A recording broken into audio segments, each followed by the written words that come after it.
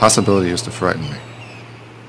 I mean, you think of every bad thing that's possible and it freaks you out. Having something horrible happen is just so easy. Bam, and your whole world's changed. And I live like that, in fear of what's possible, in fear of change, for as long as I can remember. But you have to question sometimes where you are, what you've done, and what it means.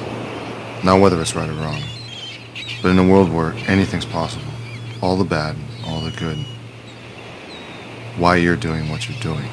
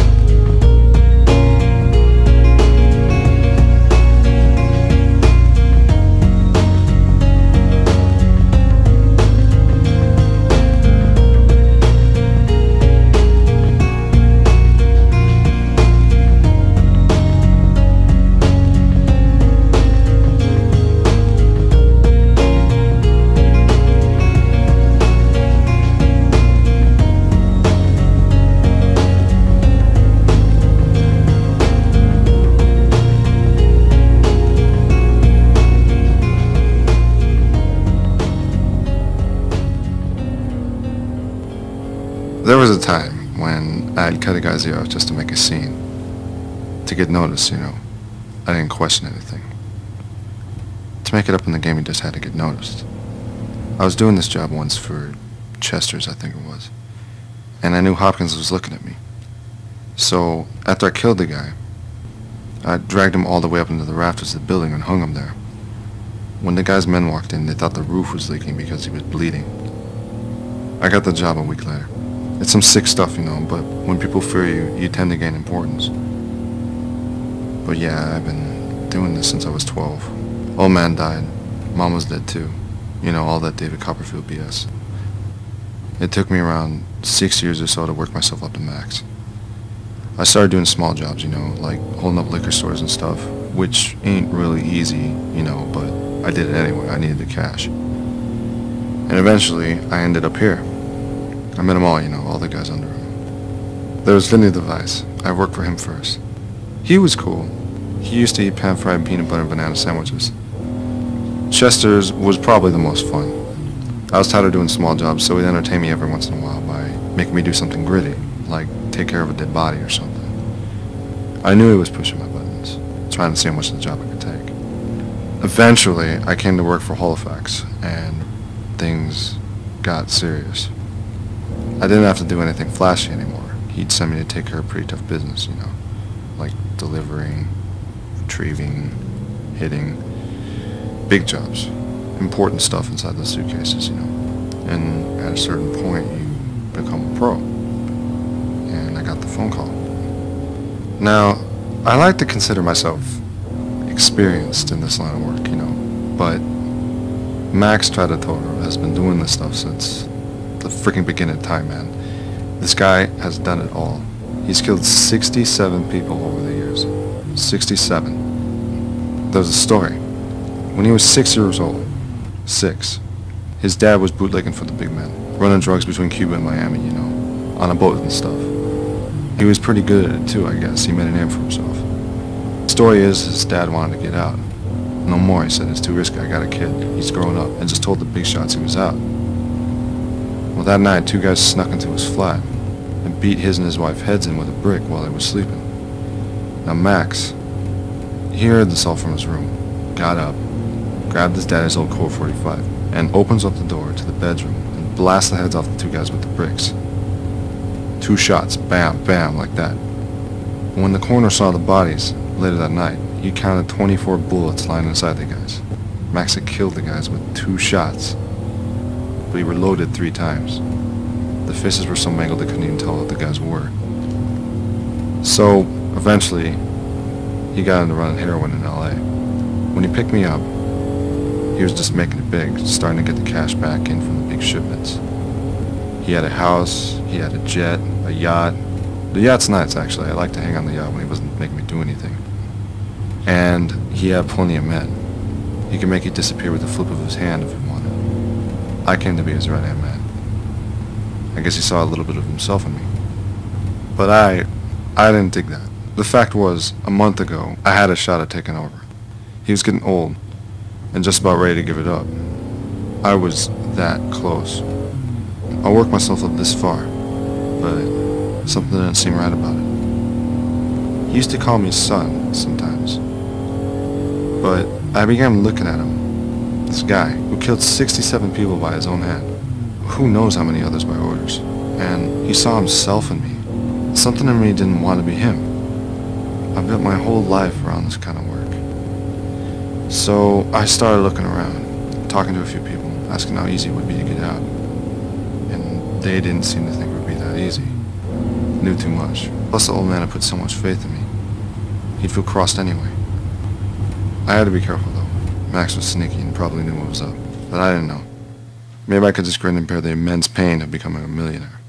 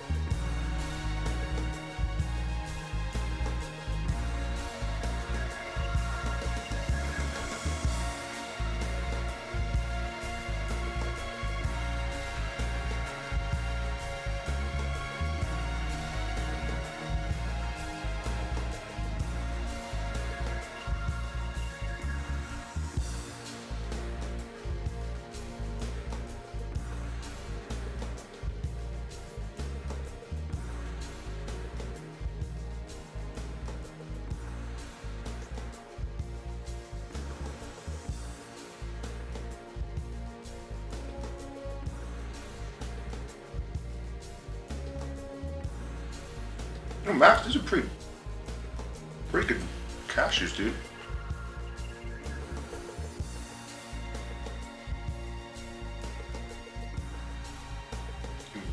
You want a cashew? Is, something the matter, Max? I was just thinking about the number 68. Talk about a non sequitur. Alright, you got me interested. Why the hell were you thinking about the number 68? I had my 68th kill yesterday. Well, what's so bad about that? I mean, I know you ain't killed a guy in a while. No, nothing like that. Felt good killing the guy. Cut his nose off first, let it bleed a little, then I did it. Huh. I haven't done that one before, but, who was it? Tommy Chester's. Well, hey, that's okay, man. Chester's was an idiot anyway. No, he wasn't.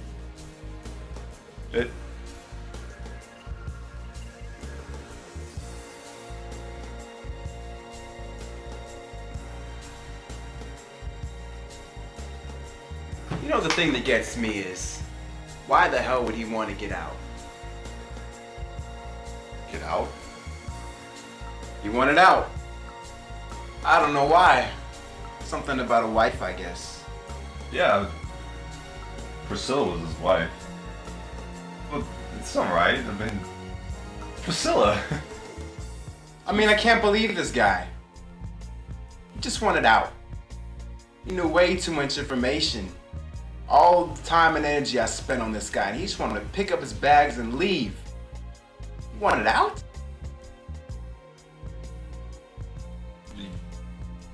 He was demanding sometimes. You did the right thing. Don't worry about it.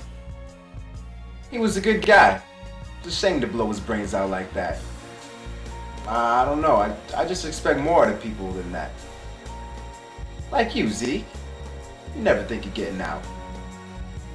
I like people like that. People I can trust. Thanks, Max. Anyway, look. I called you over here to talk about your next job. You work for Vinny, right? Well, he now owns this club in town. I loaned him some money to get started. It's doing alright, but it's still starting up. Anyway, Vinny's a big baseball fan, and he wants some quick cash.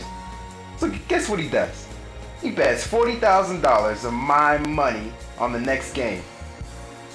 Who do you bet on? The A's. He's like the biggest fan of the A's there is. Anyway, so guess what? He goes and loses all the cash. I do not find this acceptable behavior. I need you to go over there and remind him of this. With what? With this. Oh, Vinny? Are there gonna be any guards? No guards. Sure. Yeah. I can do that.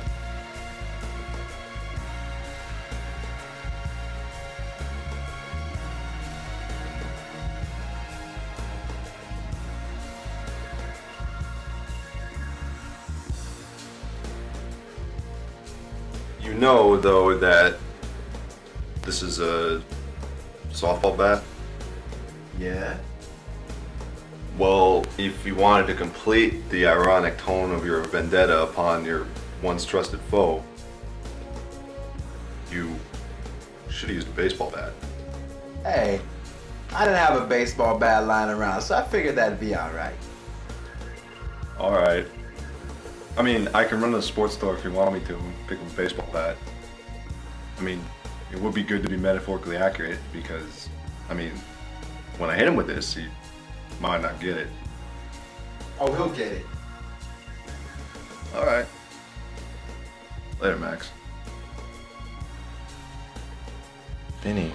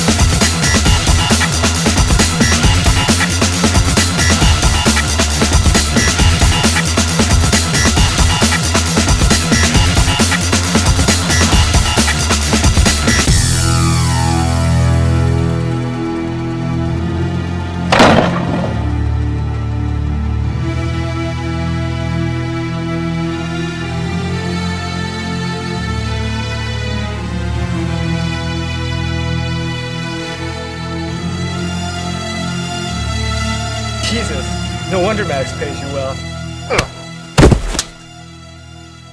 Yeah, he does. Now I see why you'd want me to kill you off.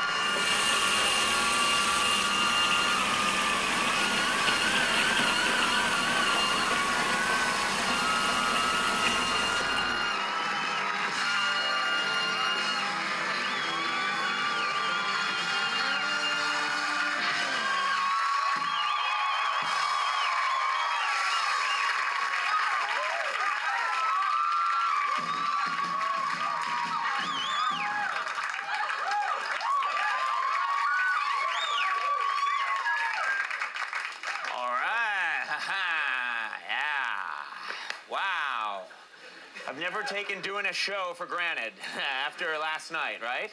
It's nice to be here tonight. Nice to see that we have a show tonight. That was very strange what happened last night. You all know what I'm talking about. Big blackout. Last night probably affected everybody here, sitting in the studio audience. Yeah.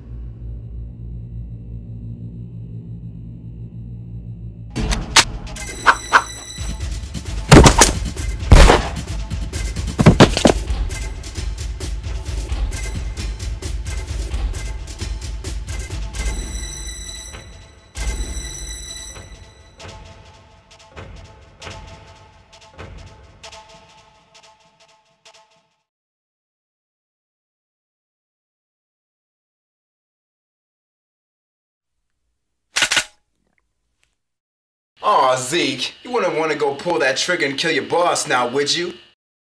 What the hell were you thinking, Zeke? I asked you a question. Just want out, Max. That's all. I know. Then why can't you let me go? I mean, Max, how hard is it to let me go? About as hard as it is to pull this trigger right here. Then if it's that hard, why don't you just let me go? It's a principle thing. I mean, you got two paths in life to choose. Like that one poem.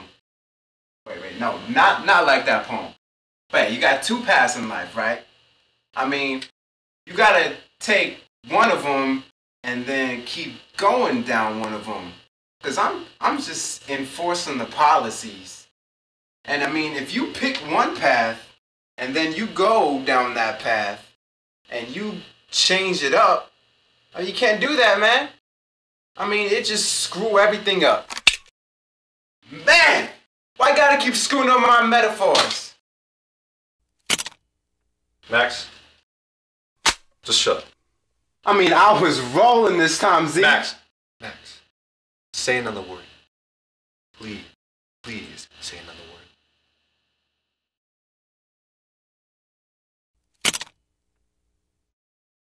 Look, Max, you want me to go back to a life where I have no principles, right?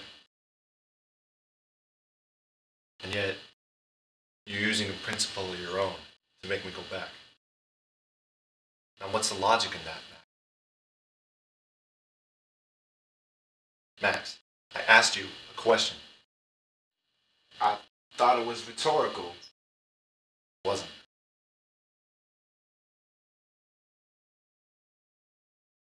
You've been in this business for 14 years, right? You killed 68 people. And you killed everyone that's tried to leave this organization. Now, here's what I think. Okay. Here's what I think. I think you killed everyone who's tried to go. Because you have to believe it's impossible to get out of this business. But it's not. It's not, Max. No one's ever changed paths because you haven't let them. Not because it's impossible.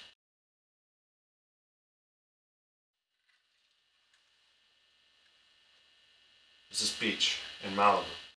I like to go to sit and watch the waves.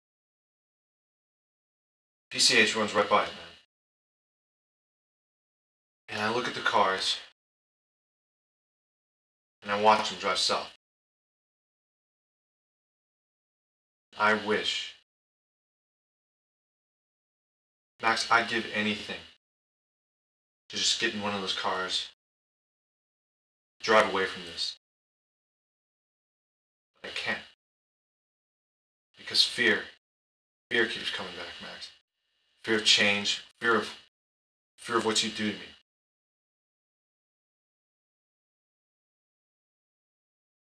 I don't want to live with that anymore, Max. Just don't. I want to drive down that road, Max. You can't stop me this time. So you want to kill me to start a life of not killing people? What's the logic in that?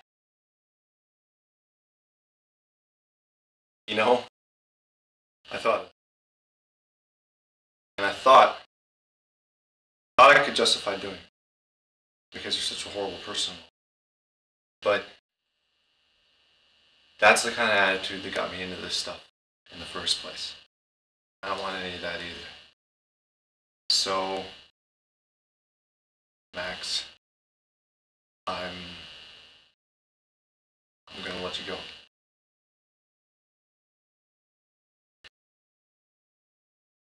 You really think I'm gonna just let you go?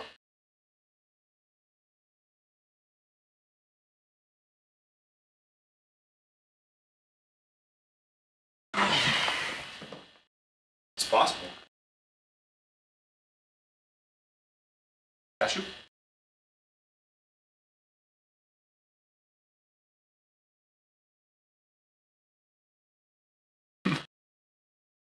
Right, Z? They are pretty good cashews.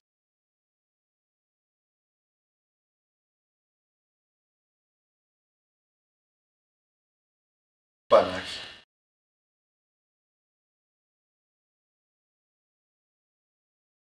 You really think I'm gonna let you go?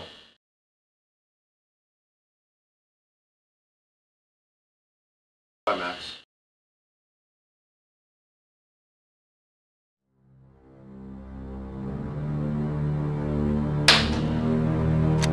Thought wrong, Zeke.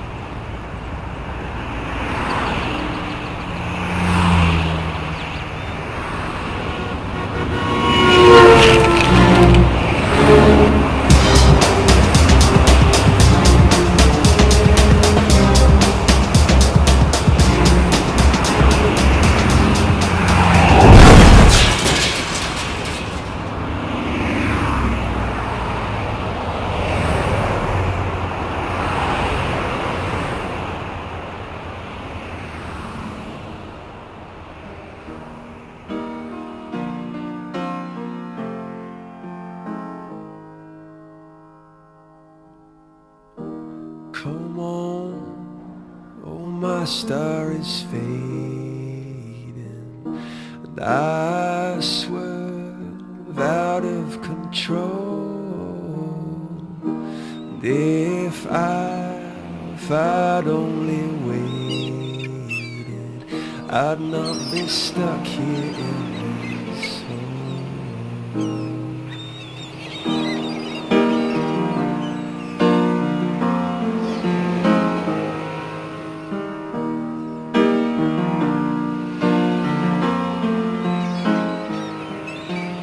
I guess I have pity for him in the end. I mean, he limited himself because he was afraid of change. That's a shame, you know, because I guess the beauty of it all is that, really, anything's possible. I've got to get out of this hole, but time is on your side, it's on your side now, not pushing you down and all around. It's no cause for concern.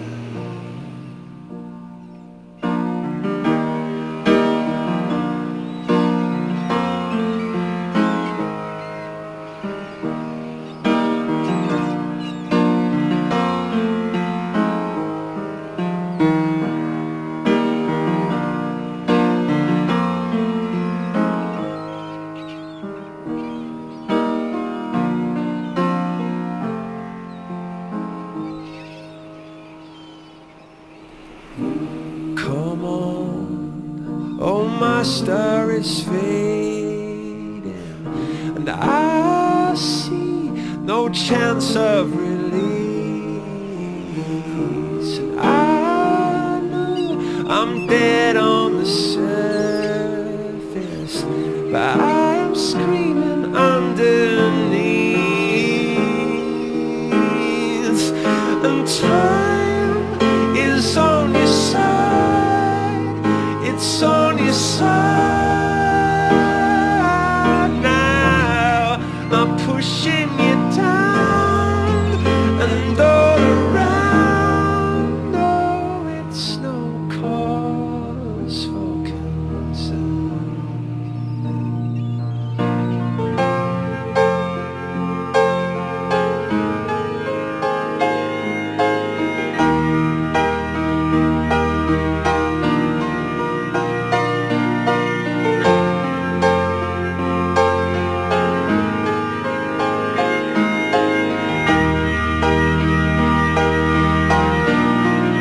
Stuck on the end of this ball and chain, and I'm on my way back down again.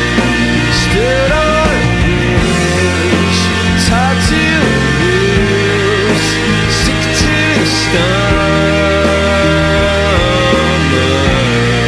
You can say what you mean, but it won't change a thing.